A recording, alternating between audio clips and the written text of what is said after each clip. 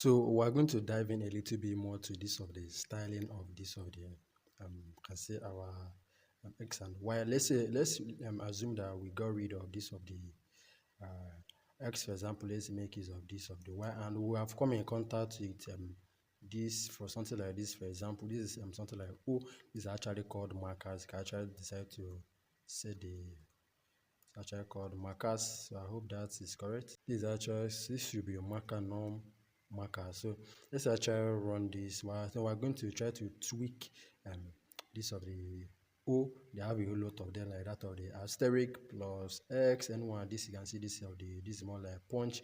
Then let's actually change this to something like asterisk sign. So there's something like times sign. Like how did this go down? Let me run it again. So there are a whole lot of them out there, so you can actually check each of them.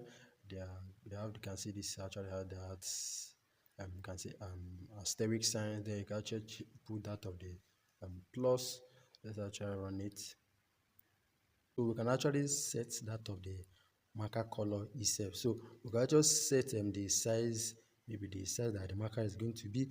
So before the maybe after the marker, we can set the ms, and then we can set it something like 20, and then we can set the marker color. Which color do we want? Let's assume that we want red, so I can set it to red. Let's actually run this to see that.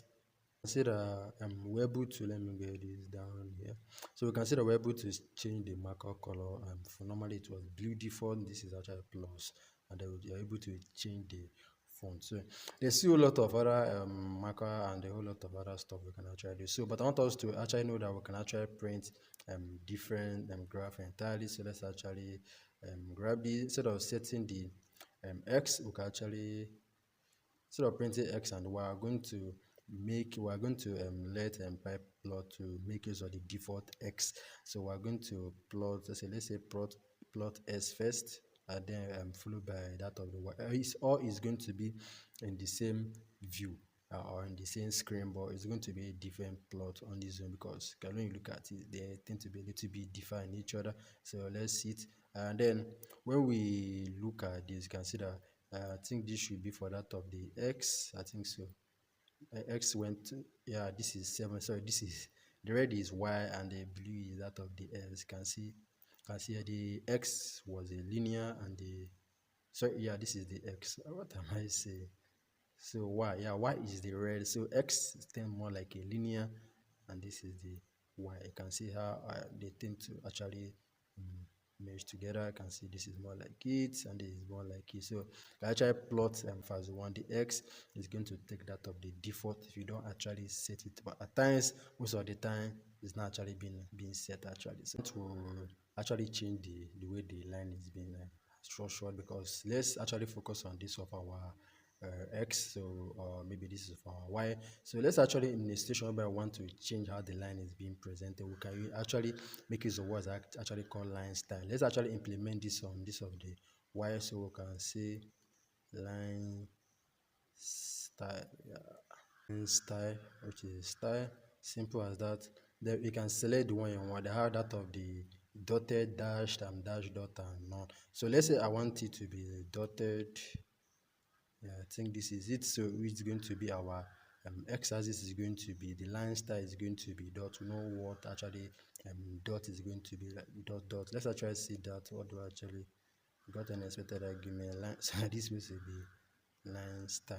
Hope that fixes it.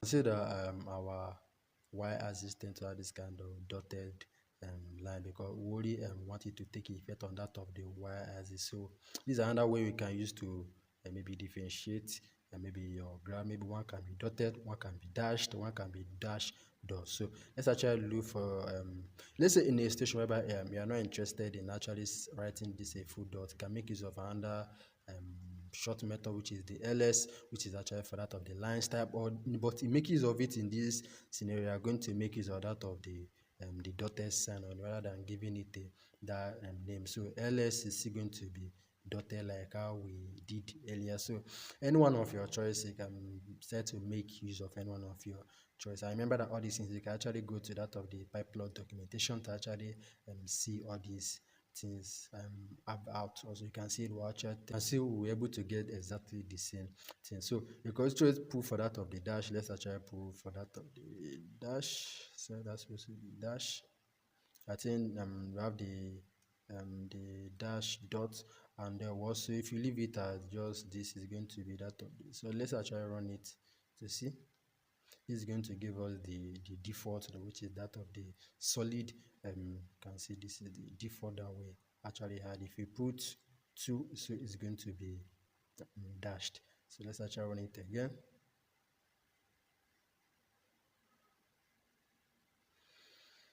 So we can see we get this dashed type of line. Remember, it's different from dot. Dot was just kind of dot dot dot, but this dash is quite different. So you can see this is how you can actually play around with your line styles and then your markers and a whole lot of them to actually see how the differs. And maybe if you have a whole lot of line that you want to plot, you can actually use this kind of similar thing to actually differentiate each and every one of them, so it will be easier for you to actually get fill up and then actually understand which particular line you're actually dealing with. So the next video we're going to do something a little bit bigger and better than this.